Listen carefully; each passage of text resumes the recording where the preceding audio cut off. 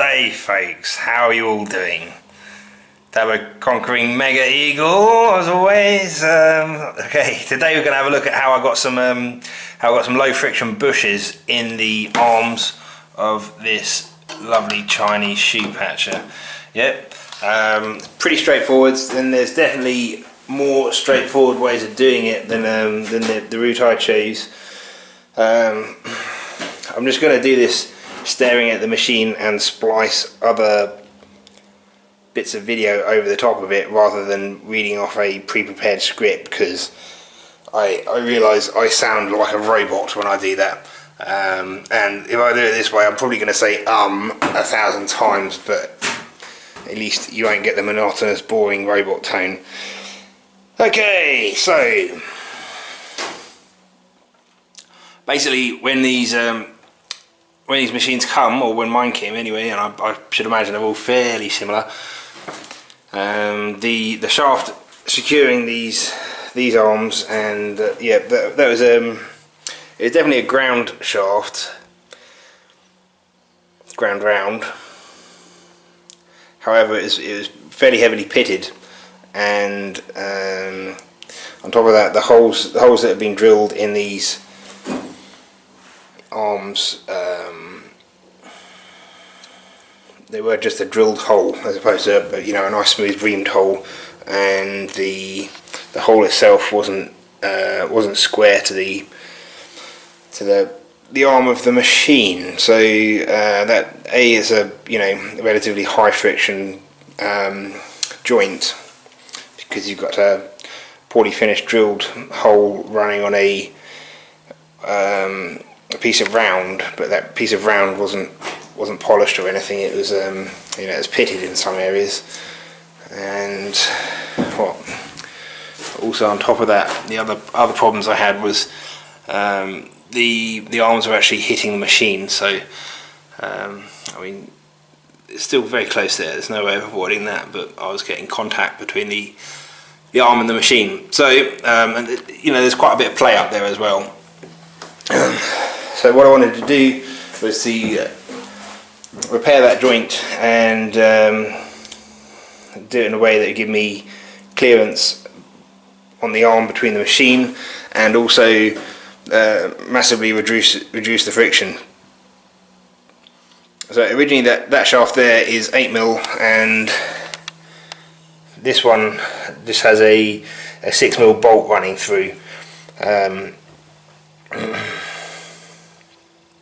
What's that for? That's for this one. Oh, okay, that's the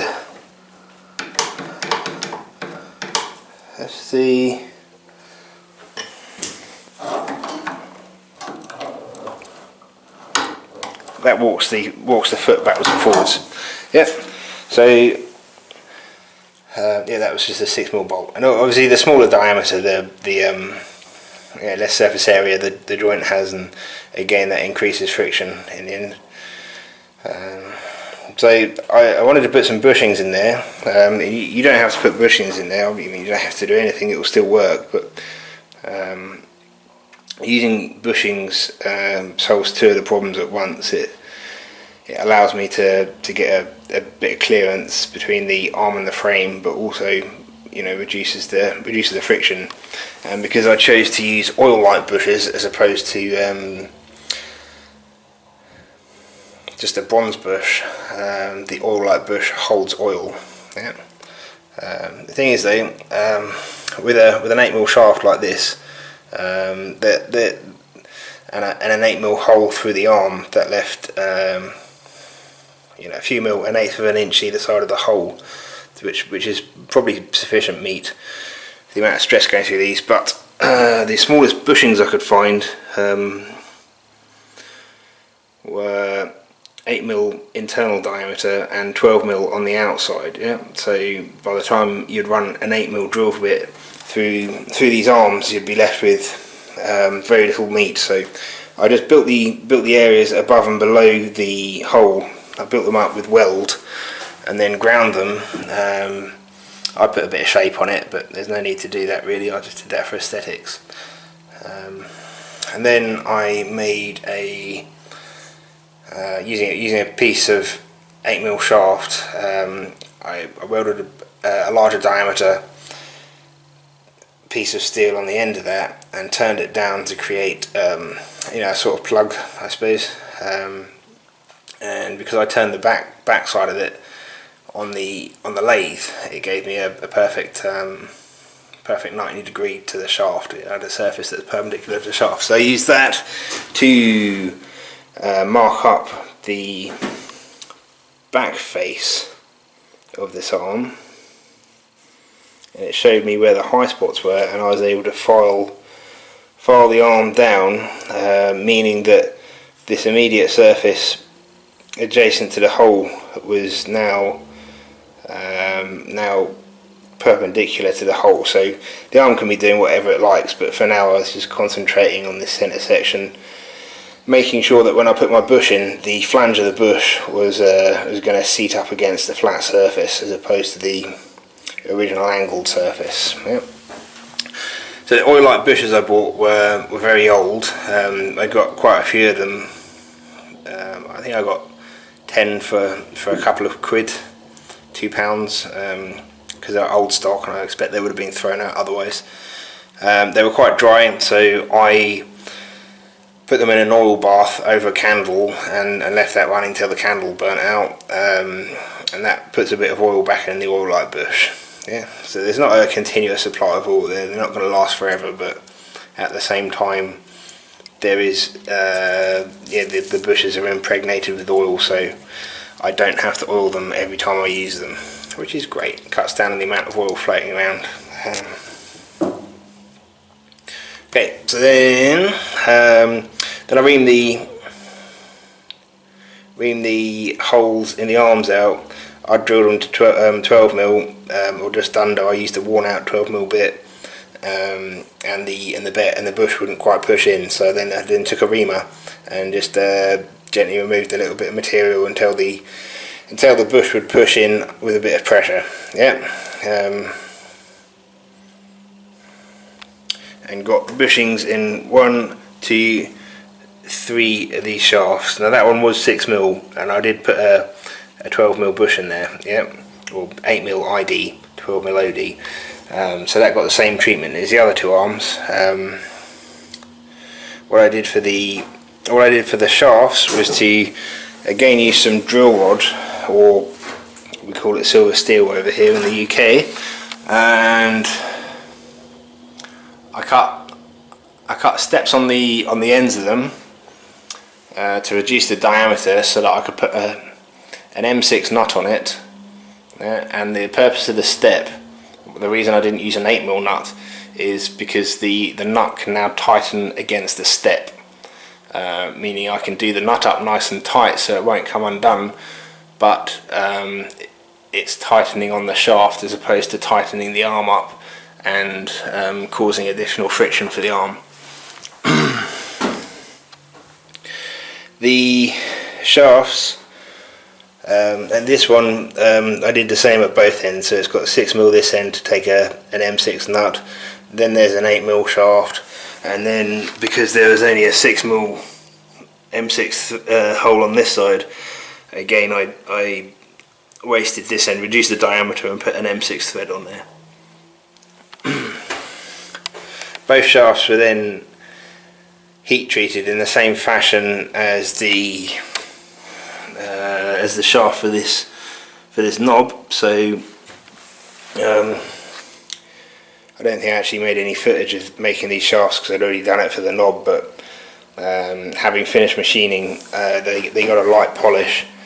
They were then wrapped in wire and talcum powder mixed with methylated spirits. Any alcohol would work, and that was painted onto the shaft, and the shaft was heated to cherry red and quenched. And after it had a quench, I then tempered them slightly by bringing them back up to a straw colour. I then polished the shafts, and they're now hardened steel.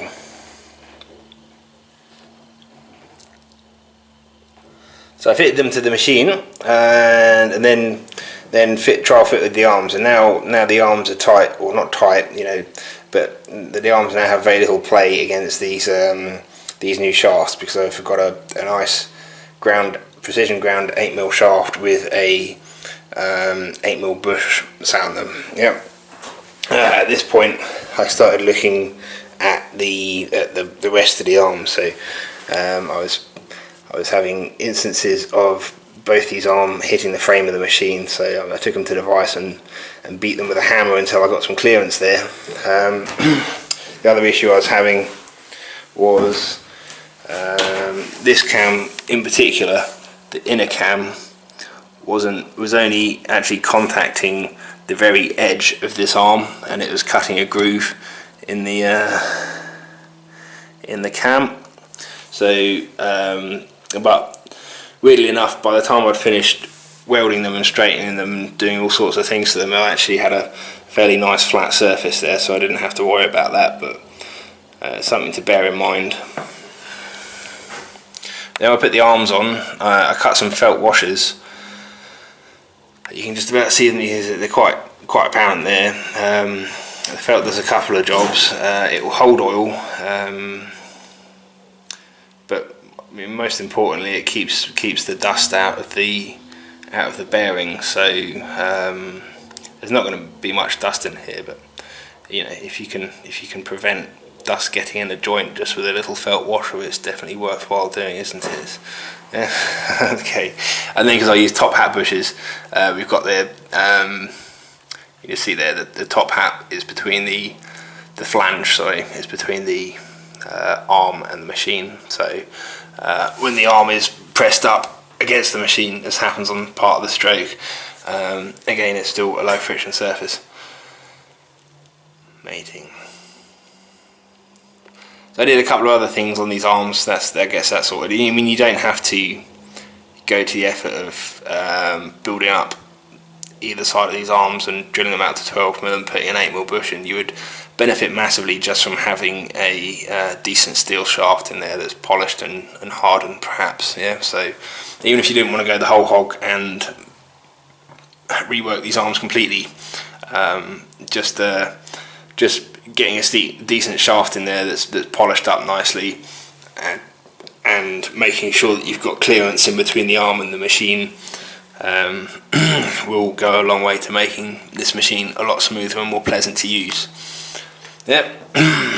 Okay, so what else did I do on these arms? The only other things I really did to these arms was fiddle around. I didn't originally they have basically was a piece of fence wire that's bent and stuck into a hole in the arm to secure these springs, and then it's pinned over on the far side. So I just, you know, they were functioning. They did seem a little bit loose, and I suppose eventually they might fall out, which would mean that you were out without the machine until you get it fixed again, which wouldn't be a big job. But as I had the arms off, I removed the wire, plugged the hole up with weld, and then just carved out a few little steel tabs and welded them on and smoothed them off a little bit. So now that's part of the arm as opposed to a bit of fence wire stuck out of it. And I did something very similar up at the front end. This again was just fence wire, but I cut an eye out of a bit of 1/8 steel or whatever, welded it in, and then, you know, blended it all so it looks a bit nicer. That's opened up there. I haven't noticed that before. What's happened there? I need to investigate that further.